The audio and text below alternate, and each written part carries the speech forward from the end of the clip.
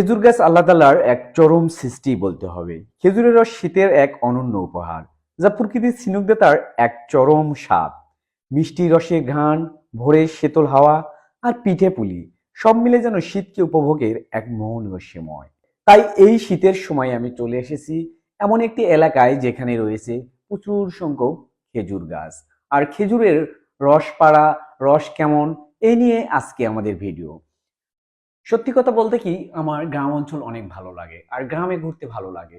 ঠিক ঘুরতে ঘুরতে এমন একটি গ্রামের দর্শন লাভ করলাম যেখানে দেখতেছি যে প্রচুর সংখ্যক খেজুরের গাছ এবং গাছিরা গাছ কাটছে। সত্যি অসাধারণ কিছু দৃশ্য। বর্তমানে গ্রাম বাংলায় এরকম খেজুরের গাছ, পাশাপাশি এরকম রস লাগানো হয়েছে আর খেজুর থেকে অনেক মিষ্টান্ন উৎপন্ন হয়।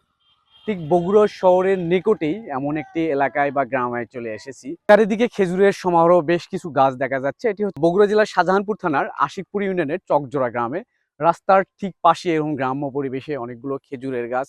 সত্যি অত্যন্ত চমৎকার লাগছে। যারা খেজুরের রস খেতে পছন্দ করেন বা এরকম প্রাকৃতিক সৌন্দর্যময় গাছ দেখতে পছন্দ করেন, আমি তাদেরকে বলবো শাহজাহানপুরের এইসব এলাকায় আসবেন। অসংখ্য খেজুরের গাছ এবং রস আপনারা দেখতে পাবেন।